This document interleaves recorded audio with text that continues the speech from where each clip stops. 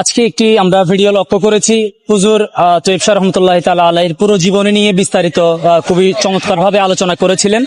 তিনি আমাদের সম্মুখে এখন উপস্থিত আছেন। আমি ওনার কাছ থেকে সংক্ষিপ্তভাবে হুজুর তৈয়ব শাহ রহমতুল্লাহ তাআলা আলাইহির জীবনী এবং আজকে উনি সরাসরি এখানে উরুস শরীফের মধ্যে উপস্থিত হয়েছেন, আমি ওনার অনুভূতি সম্পর্কে এবং ওনার কাছ থেকে আজকের এই উরুস শরীফ সম্পর্কে জানতে চাইব। আসসালামু আলাইকুম ওয়া রাহমাতুল্লাহ। ভালো আছেন? আলহামদুলিল্লাহ।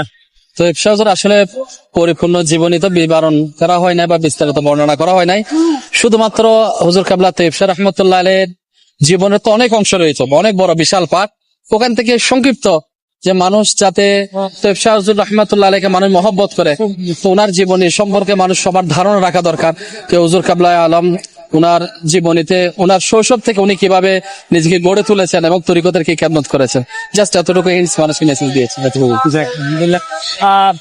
বর্তমান সমাজের কাছে হুজুর তৈয়ব শাহ রহমতুল্লাহি তাআলা আলাইহির জীবনী থেকে কি শিক্ষা নেওয়া উচিত বলে মনে করেন?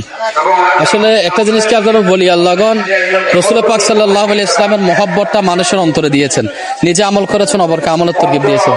হুজুর কাবলার জিন্দগি যদি দেখেন তো দেখবেন উনি মাদ্রাসা কায়েম করেছেন, মাদ্রাসাকে মহব্বত করতে বলেছেন। তো জামিয়া এবং দ্বীনের যত সুন্নিয়তের প্রতিষ্ঠান হবে এগুলো কায়েম করতে হবে এবং যেগুলো আছে সেগুলো আগে আমাদেরকে দেখতে হবে, যাতে করে ইনশাআল্লাহ এগুলোর মাধ্যমে আহলে সুন্নাত ওয়াল জামাত আর খেদমতটা অগ্রসর হয়।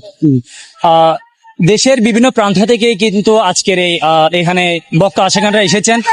আমরা সুন্নিয়তের বিভিন্ন দরবার দিকে লক্ষ্য করলে দেখা যায় অনেক দরবারের উরুস শরীফ নিয়ে বিভিন্ন সমালোচনার সম্মুখীন হয়।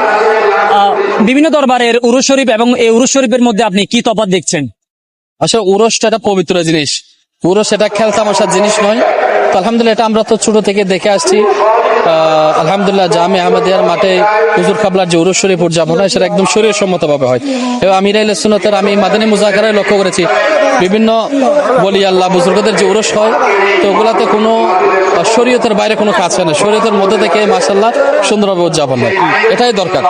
আর আজকে এখানে যা যা কর্মসূচি দেওয়া হয়েছে আপনি ছিলেন কিনা আমার জানা নেই, তবে আপনার কোন কর্মসূচিগুলো আপনার হৃদয়কে কেড়ে নিয়েছে? আসলে আমি আসছি একটু আগে, কেড়ে নেওয়ার আসলে হুজুর কাবলার যে মহব্বত অন্তরের মধ্যে যে রাখবে, যারা ওলি আল্লাহদেরকে মহব্বত রাখে তাদের মজলিসের মধ্যে বসতে পারাটা আসলে সৌভাগ্যের বিষয়।